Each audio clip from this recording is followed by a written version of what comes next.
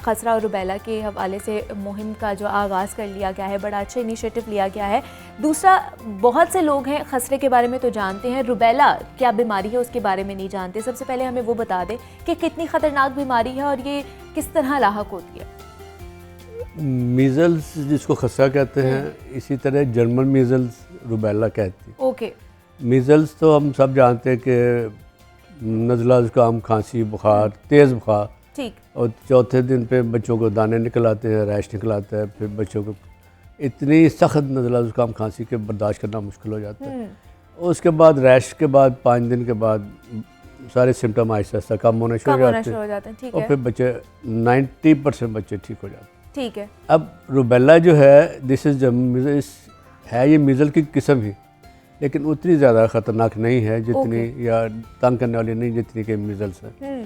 अब रुबेला बुखार होता है बच्चों को, हल्का सा नज़ला ज़ुकाम होता है, दाने सुर्ख रंग के निकल आते हैं, 4-5 दिन दाने रहते हैं, फिर बच्चे ठीक हो जाते हैं। ये बच्चे उतने ज़्यादा बीमार नहीं होते, ठीक है, ना ही उतनी ज़्यादा कॉम्प्लिकेशन होती हैं जितनी कि रुबेला में, उसमें मीज़ल्स में होती हैं। ठीक है। प्रॉब्लम सबसे बड़ी ये है, लेकिन मुझे लग रहा है कि दोनों के सिम्टम्स काफ़ी मिलते जुलते हैं। बेसिकली एक ही चीज़ है, एक ही है। ठीक है। अब नहीं, रुबेला जो है उसकी जो मेन प्रॉब्लम है उसमें ये है कि अगर घर में कोई ऐसी खातून है जो प्रेग्नेंट है, ठीक, स्पेशली 8वें 9वें 10वें हफ्ते में, और उसको प्रोटेक्शन नहीं है रुबेला की, और उसको उस बच्चे से रुबेला हो जाता है, तो माँ के अंदर जो बेबी है उसको हर किस्म की प्रॉब्लम हो सकती है।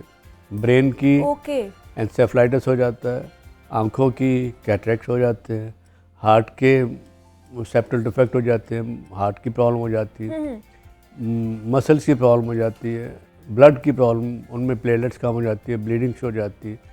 तो ये बच्चे इतने सिक हो जाते हैं, न्यू बॉर्न बेबीज, कि इनके लिए आगे ज़िंदगी गुजारनी मुश्किल होती है, फैमिली पे बोझ हो जाते हैं। और वेस्ट में तो अब वो कहते हैं कि आप इसके अबॉर्शन भी कर सकते हैं, लीगल अबॉर्शन, इजाज़त है इसकी, इतनी ज़्यादा प्रॉब्लम हो जाती है।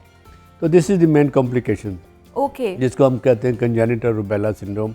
और ये अगर घर में किसी को रुबेला है और उस घर में ये प्रेग्नेंट खातून है जो कि उनको बहुत ज़्यादा एहतियात करने की ज़रूरत है, बहुत ज़्यादा एहतियात करने। लेकिन हमें डॉक्टर साहब डिफ्रेंशिएट करके बता दें, मतलब कि अगर बच्चे को इस तरह के सिम्टम्स आ रहे हैं तो हम वो पता चल जाए कि ये मीज़ल्स है या फिर रुबेला है।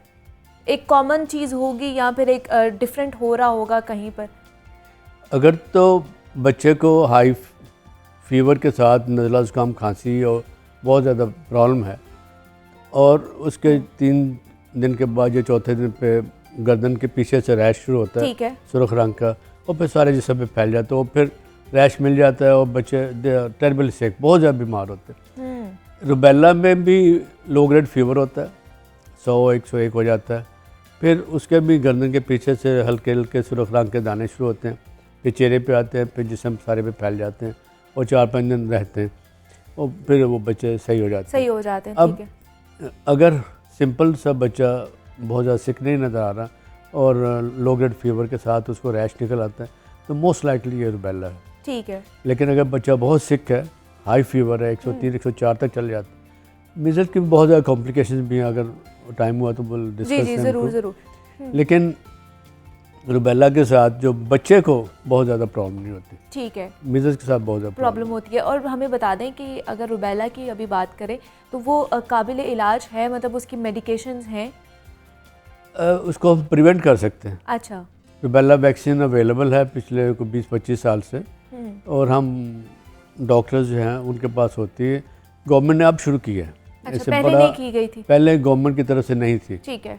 गवर्नमेंट की तरफ पहले नहीं थी, अब बड़ा अच्छा हुआ है कि पिछले 2-3 हफ्ते से हमें पता चल रहा है कि ये शुरू हो रही है, और 9 माह से लेकर और 15 साल तक के बच्चों को लगनी शुरू हो गई। दिस एन एक्सीलेंट जो गवर्नमेंट ऑफ पंजाब ने किया है, और बाकी सूबों में भी इंशाल्लाह ये हो जाएगा। तो रुबेला प्रिवेंट की जाए, ठीक है, तो हमारे न्यू बॉर्न बच्चे जहाँ उनमें मेंटल रिटार्डेशन, हार्ट की प्रॉब्लम के चांसेस कम होते जाएंगे, और अगर बच्चे को नहीं होगी तो माँ को नहीं होगी, माँ को नहीं होगी तो माँ के बेबी ठीक रहेगा। तो दिस इज़ वन रीज़न कि rubella should be taken, rubella को ख़त्म करना चाहिए मुल्क से, ताकि सारी दुनिया में तकरीबन ख़त्म हो चुका है। ठीक जो है। डेवलप कंट्रीज़ हैं, चाइना या जापान वगैरह मुल्कों में नहीं है रूबेला। वो अब होता ये है कि जब माँ प्रेग्नेंट होती, खातून प्रेग्नेंट होती, वो डॉक्टर के पास जाती, तो डॉक्टर रूटीन में रूबेला के टाइटर करते हैं ताकि पता चले कि ये माँ प्रोटेक्टेड है या नहीं है। ठीक है। अगर वो टाइटर एक लेवल तक आ चुके होते हैं और माँ को प्रोटेक्शन है, तो डॉक्टर भी कहती है कि बेबी आप सेफ़ हो, आप अपना ख्याल रखो, रूबेला की ज़रूरत नहीं। लेकिन अगर टाइटर कम है और हम ये जो 8 हफ्ते से लेके 12 हफ्ते तक माँ को कहते हैं कि बेबी आपने बच्चे को अगर छोटा भी रैश है तो उससे दूर रहना, उससे दूर रहना, उससे दूर ठीक है। रहना। और जो ही प्रेगनेंसी ख़त्म होती, बेबी पैदा हो जाता है, फ़ौरन ही रूबेला का टीका लगवा लें। ठीक है। फ़ौरन ही रूबेला अब सबको लग सकता है, ठीक है। किसी उम्र में भी टीका लग सकता है। अच्छा, इसकी लेकिन कोई एज लिमिट नहीं है? एज लिमिट नहीं है। ठीक है। अगर किसी को पता है कि उसको रूबेला नहीं हुआ, या अक्सर लोगों को नहीं पता होता, और आप किसी उम्र में भी लगा, लेकिन लेडीज़ में ये रिक्वेस्ट हम करते हैं कि अगर आप रूबेला का टीका लगवाते हैं तो 3 महीने प्रेग्नेंट ना हो। ओके। बाहर के मुल्क में तो साइन भी करवाते हैं, दवाइयाँ भी देते हैं, टू मेक श्योर कि माँ प्रेगनेंसी ना हो उसको इन 3 महीनों में। मतलब वो कॉम्प्लिकेशंस बढ़ सकती हैं और Complication ना- बच्चा जो है उसके अंदर कॉम्प्लिकेशंस पैदा हो न्यूबॉर्न सकती हैं। बेबी जो है उसको प्रॉब्लम ना हो। तो लेकिन किसी उम्र में भी हो जो सकता है। सबसे अच्छी एज है, ठीक है। जो ही माँ की प्रेगनेंसी ख़त्म होती, उसके बाद फ़ौरन बाद आप उसको रूबेला का टीका लगा देते हैं अगर वो प्रोटेक्टेड नहीं है। ठीक है। दूसरा हमें बता दीजिएगा सर कि बच्चों के लिए वैक्सीनेशन के टीके कितनी तादाद में लगवाने चाहिए, मतलब कितनी तादाद होती है उसकी, और किस उम्र से लगवाना शुरू कर देना चाहिए जो आइडियल एज होती है? देखिए, जो बच्चा पैदा होता है विद इन अ वीक उसको बर्थ वाले टीके लग जाने चाहिए।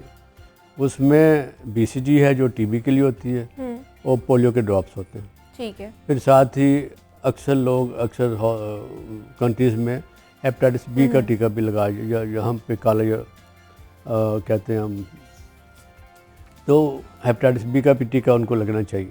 अब जब बच्चा 6 हफ्ते का होता है तो फिर हम उसको रूटीन की वैक्सीनेशन शुरू करते हैं। ठीक है। 6 हफ्ते पे, 10 हफ्ते पे, 14 हफ्ते पे मंथली इंटरवल पे वैक्सीन लगती है। ये वैक्सीन 2 इंजेक्शन होते हैं, जिसमें खुरनाक है, तशन्नुज है, काली खांसी है, पोलियो है, हिब है। और पोलियो IPV भी होता है जो इंजेक्शन भी लग सकता है, वो हेक्सा के नाम से अवेलेबल है। और दूसरा पेंटा जो हुकूमत लगा रही है, उसमें पोलियो के ड्रॉप्स देते हैं साथ। ठीक है। ये 6 हो गई वैक्सीन।